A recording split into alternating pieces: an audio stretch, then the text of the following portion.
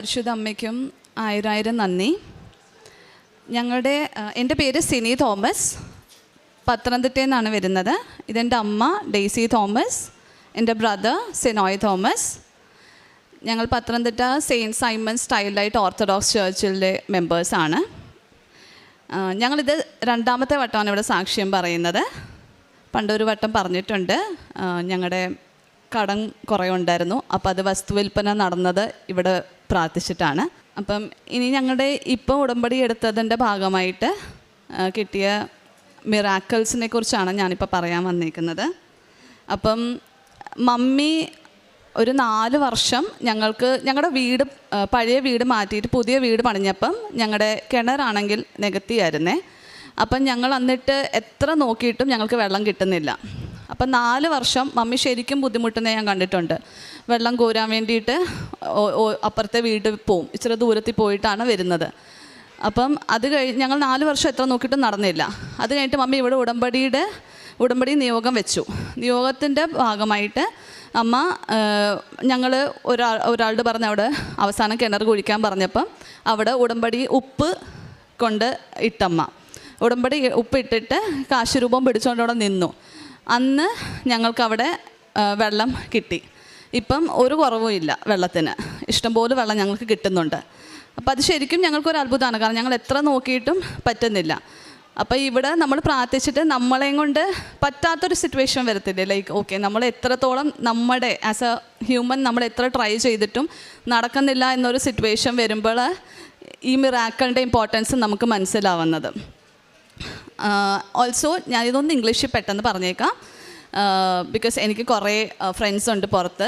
അപ്പം അവർക്ക് മലയാളം മനസ്സിലാവില്ല, അതുകൊണ്ട്. So my mother was actually like as a family we all were actually suffering because of water shortage. We didn't have a well. So after putting the salt which we received from Kripasanam, finally we received water in our well. Next thing is മമ്മിക്ക് eczema എന്ന് പറഞ്ഞ skin allergy ഉണ്ടായിരുന്നേ. മമ്മിക്ക് 9 വർഷമായിട്ട് അതുണ്ട്.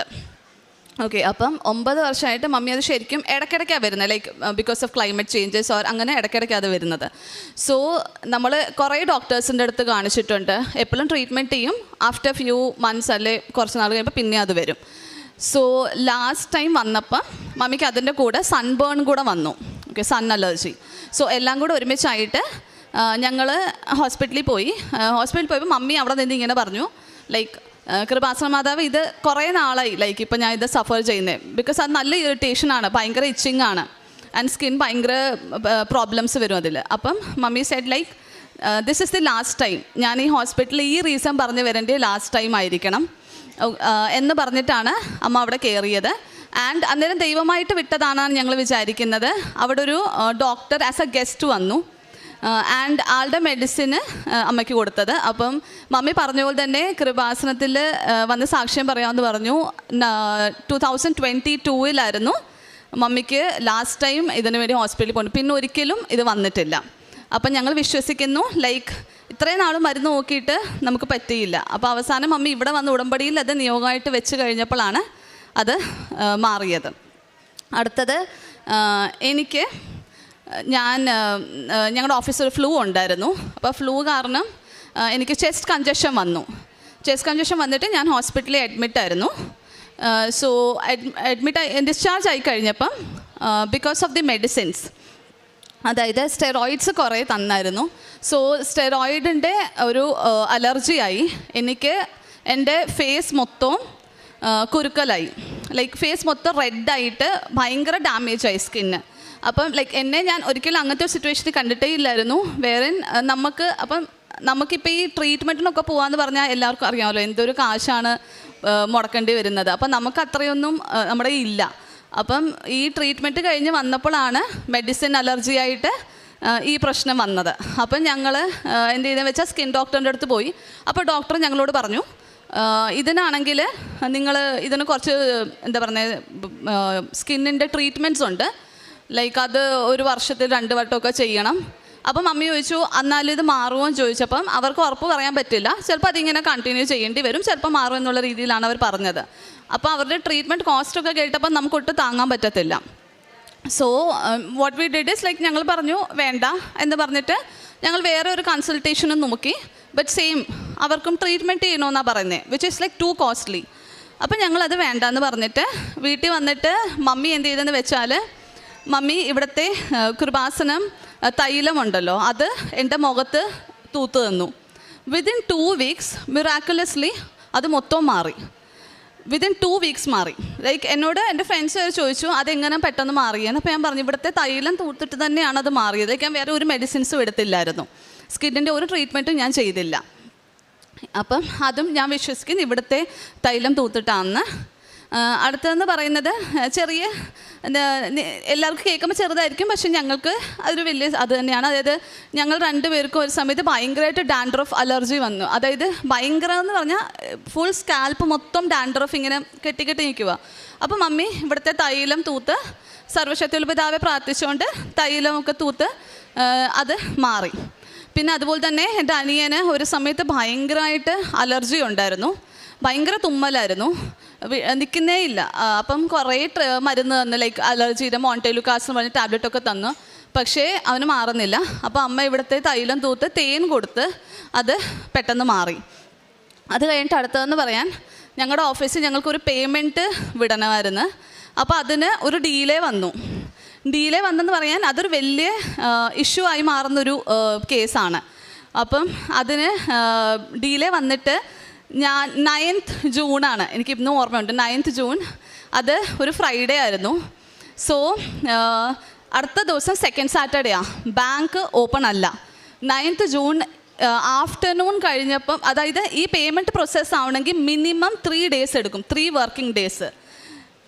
ഞങ്ങൾ ശരിക്കും പെട്ടിട്ട് ഞാൻ ആ നിമിഷം ഞാൻ പറഞ്ഞു മാതാവേ ഞാൻ വന്ന് സാക്ഷ്യം പറയാം, എന്തെങ്കിലും ഒരു അത്ഭുതം കാണിക്കണേ, ഞങ്ങളുടെ എല്ലാവരുടെയും ഒരു വിഷയം വരും ജോലിക്ക്. അപ്പം അത്ഭുതകരമായിട്ട് ഞങ്ങളുടെ ക്ലയൻറ്റ് അന്ന് രാത്രി പോയിട്ട് ട്രസ്റ്റീസിനെ പോയി വിളിച്ച് ഒപ്പിടിപ്പിച്ച് പേയ്മെൻറ്റ് പ്രോസസ്സ് ചെയ്തെന്ന്. അത് ഒരിക്കലും നടക്കുന്ന കാര്യമില്ല, ബിക്കോസ് ക്ലയൻറ്റിന് അത് സുഖമായിട്ട് ഞങ്ങളുടെ മണ്ടയിൽ ഇടാം, ലൈക്ക് ഇത് അവരുടെ സൈഡിൽ വന്ന ഡീൽ ചെയ്യാന്ന് പറഞ്ഞിട്ട് ഞങ്ങളുടെ മണ്ടയിൽ ഇടാം. പക്ഷേ ക്ലയൻറ്റ് അത്ര എഫേർട്ട് ഇട്ട് ഞാൻ എന്താ പറയുക ലിറ്ററലി പ്രാർത്ഥിച്ചു, അത് കഴിഞ്ഞിട്ട് ഞാനും ട്രൈ ചെയ്ത്, പക്ഷേ ക്ലയൻറ്റ് അത്ര എഫേർട്ട് ഇട്ട്, നമ്മളൊന്നും ക്ലയൻറ്റിനോട് പറഞ്ഞില്ല എഫേർട്ട് ഇടാൻ, പക്ഷേ ക്ലയൻറ്റ് എഫേർട്ട് ഇട്ട് അന്ന് പോയി സൈൻ എടുത്ത് 12th മോർണിംഗ് ഈ പേയ്മെൻറ്റ് പോയിരിക്കണമായിരുന്നു. 12th മോർണിംഗ് ഞങ്ങൾക്ക് മെയിൽ വന്നു പേയ്മെൻറ്റ് പോയെന്നുള്ളത്. അപ്പം അത് ശരിക്കും ഒരു മിറാക്കലാണ്. ഞാൻ ഓഫീസിൽ എല്ലാവരോടും പറഞ്ഞായിരുന്നു ഇങ്ങനെ ഞാനിവിടെ സാക്ഷ്യം പറയാമെന്ന് പറഞ്ഞായിരുന്നെന്ന്. അപ്പോൾ അതിൻ്റെ ഭാഗമായിട്ട് അത് നടന്നത്. അടുത്തതെന്ന് പറയുന്നത് എൻ്റെ ഫ്രണ്ടിൻ്റെ അവന് കുഞ്ഞുണ്ടാവാൻ അവർ അയർലൻഡിലാണ്. അപ്പം അവന് കുഞ്ഞുണ്ടാവാൻ ഭയങ്കര ബുദ്ധിമുട്ടുകളായിരുന്നു, ഭയങ്കര ഇഷ്യൂസ്, മീൻസ് കോവിഡ് വരുന്നു, പിന്നെ ICUയിൽ അഡ്മിറ്റ് ആവുന്നു, അങ്ങനെ കുറേ ഇഷ്യൂസ് വന്നു. അപ്പം ഞാനിങ്ങനെ പറഞ്ഞ് ലൈക്ക് മാതാവേ നോർമൽ ഡെലിവറി ആയിട്ട് വരണേന്ന്. അപ്പം അതിൻ്റെ ഭാഗമായിട്ട് ഞാൻ വിശ്വസിക്കുന്നു, എൻ്റെ വിശ്വാസമാണ്, അത് നോർമൽ ഡെലിവറി വന്നപ്പോൾ എനിക്ക് ഭയങ്കര സന്തോഷം ഉണ്ടായിരുന്നു. അത് കഴിഞ്ഞിട്ട് എൻ്റെ വേറൊരു ഫ്രണ്ടിന് മാരേജിന് ഭയങ്കര ഇഷ്യൂസായിരുന്നു, ലൈക്ക് ഫാമിലിപരമായിട്ട് ഭയങ്കര പ്രോബ്ലംസ് ആയിരുന്നു. അപ്പം ഞാൻ പ്രാർത്ഥിച്ചായിരുന്നു, മാതാവ് ഇവിടെ എല്ലാവരും വന്ന് സാക്ഷ്യം പറയാറില്ലേ, അപ്പം ആ കുട്ടിയുടെ ലൈഫിലെല്ലാം ശരി, അവരോടൊക്കെ ഞാൻ പറഞ്ഞിട്ടുണ്ട് ഞാനിങ്ങനെ കൃപാസനത്തിൽ ഇത് പറയുന്നുള്ളത്. അപ്പം അവരുടെയും ആ പ്രോബ്ലം എല്ലാം മാറിയിട്ട് അവരുടെ കല്യാണം ഏപ്രിലിൽ നടന്നു. ഇനി എനിക്ക് പറയാനുള്ളത് പറഞ്ഞാൽ എൻ്റെ അനിയൻ ഇവന് പഠിത്തത്തിൽ ഉഴപ്പമാണ്, പ്ലസ് പഠിക്കും, അവന് ഇൻട്രസ്റ്റ് കാണിച്ച് പഠിക്കുന്നുണ്ട്, ബട്ട് എന്നാലും മറന്നു പോകുന്ന ഇവൻ പറയേ. അപ്പം BComൻ്റെ ഇപ്പം ലാസ്റ്റ് സെമ്മിൽ ഞങ്ങൾ എന്ത് ചെയ്തെന്ന് വെച്ചാൽ മമ്മി കാശുരൂപം അവൻ്റെ ഷർട്ടേ പിൻ ചെയ്ത് വിടുമായിരുന്നു, തൈലം തൂത്ത് വിടും. അങ്ങനെ ലാസ്റ്റ് വീക്ക് റിസൾട്ട് വന്ന് 6th സെമ്മിൻ്റെ മിറാക്കുലസ്ലി ഹി പാസ്ഡ് എല്ലാ ഞങ്ങൾ ജസ്റ്റ് പാസിംഗ് മാർക്കേ ചോദിച്ചുള്ളൂ, പക്ഷെ അതിനെക്കാട്ടിലും മാർക്ക് തന്നെ അത്ഭുതകരമായിട്ട് അവനെ പാസ്സാക്കി. അവനും അത് വിശ്വസിക്കുന്നുണ്ട്, അതായത് അവൻ പാസ്സായത് ഇവിടുത്തെ പ്രാർത്ഥനയും കൊണ്ട് മാത്രമാണ്. കാരണം ഞങ്ങൾ ശരിക്കും പേടിച്ചായിരുന്നു. അപ്പം ഇനി ഞങ്ങളുടെ വിശ്വാസം ഇവന് കുറച്ച് സപ്ലി ഉണ്ട് പഴയ സെമ്മിൻ്റെ, കാരണം ഞങ്ങൾ ഇപ്പോഴാണ് ഈ ഒരു നിയോഗത്തിൽ ഇത് വെച്ചത്. അപ്പം പഴയ സെമ്മിൻ്റെ ഉണ്ട്, അതും ഞങ്ങൾ ഉടനെ തന്നെ വന്ന് സാക്ഷ്യം പറയുമെന്ന് ഞങ്ങൾ വിശ്വസിക്കുന്നുണ്ട്. ഞാൻ ഉടമ്പടി എടുത്തിട്ടുണ്ട്, എൻ്റെ നിയോഗങ്ങളും ഇവൻ്റെ കാര്യവും വെച്ച് ഞങ്ങൾ ഉടനെ തന്നെ അടുത്ത ഇവിടെ വന്ന് പറയുമെന്ന് ഞങ്ങൾ വിശ്വസിക്കുന്നു. പിന്നെ ഉള്ളതെന്ന് പറഞ്ഞാൽ ഒരു കാര്യം കൂടി, അതായത് ഞങ്ങൾക്ക് PM കിസാൻ്റെ പപ്പ അപ്ലൈ ചെയ്തിട്ട് കുറേ നാൾ അതിന് വേണ്ടി ഇവിടെ നടന്നു. കുറേ നാളെന്ന് പറഞ്ഞാൽ എപ്പോൾ പോയാലും തടസ്സമാണ്, എന്തെങ്കിലുമൊക്കെ പ്രശ്നം. പാസ്സായിട്ട് അവിടെ പോയിട്ട് ക്യാൻസലാവും. അപ്പം ഞാൻ ഈ വട്ടം കൂടെ പോയിട്ട് ഞാൻ ഓഫീസിൽ നിന്നപ്പോൾ ഞാൻ പറഞ്ഞു, മാതാവേ ഇത് അവസാനത്തെ വട്ടമായിരിക്കണം ഞാൻ ഇവിടെ വരുന്നത്. ഇനി എൻ്റെ ആ പപ്പ പ്രായമുണ്ട്, പപ്പ ഇനി അവിടെ കയറേണ്ട അവസ്ഥ വരല്ലെന്ന് പറഞ്ഞു. അടുത്ത മാസം തന്നെ അത് അപ്രൂവായി.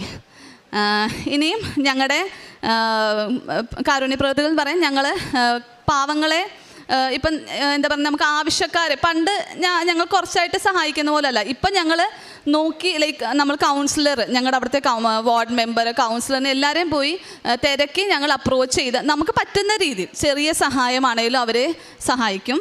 അതുപോലെ തന്നെ പത്രം കൊടുക്കുന്നത്, കൃപാസന പത്രം കൊടുക്കാൻ പറഞ്ഞ തുടക്കത്തിൽ സ്റ്റാർട്ടിങ്ങിൽ നമുക്കൊരു ഹെസിറ്റേഷൻ ഉണ്ടല്ലോ, ഓക്കെ ഇതെങ്ങനെ എല്ലാവരുടെ അടുത്തും കൊടുക്കും എന്നുള്ളത്.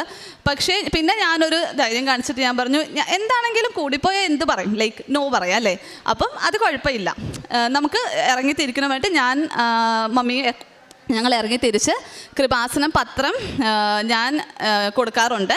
കൊടുക്കുമ്പോൾ ഞാൻ എടുത്ത് പറയും, എനിക്ക് ഇഷ്ടമല്ല ഇങ്ങനെ, എനിക്കെന്തോ വിഷമം തോന്നുന്നു അതിങ്ങനെ ചുമ്മാ ഇട്ടിട്ട് പോയാൽ. അപ്പം ഞാൻ ചോദിച്ചിട്ടേ കൊടുക്കത്തുള്ളൂ, ഇങ്ങനെയാണ് ഞങ്ങൾക്ക് ഇന്ന അത്ഭുതങ്ങൾ ഇവിടെ വന്ന് നടന്നിട്ടുണ്ട്, അങ്ങനെ കുറേ ആൾക്കാരുടെ സാക്ഷ്യങ്ങൾ എഴുതിയ പത്രമാണ്, നിങ്ങൾ വായിച്ച് സൂക്ഷിച്ച് വെക്കുകയാണെങ്കിൽ മേടിച്ചാൽ മതിയെന്ന് വേണ്ടിയിട്ടാണ് ഞാൻ കൊടുക്കുന്നത്. അപ്പോൾ അങ്ങനെ പത്രങ്ങൾ കൊടുക്കാറുണ്ട്. പിന്നെ അതുപോലെ ഈ പറഞ്ഞ പോലെ ആവശ്യക്കാരെയൊക്കെ പറ്റുന്ന രീതി ചെറിയ രീതിയിലായാലും സഹായിക്കുന്നുണ്ട്. രക്ഷിക്കാൻ കഴിയാത്ത വിധം കർത്താവിൻ്റെ കരം കുറുകിപ്പോയിട്ടില്ല.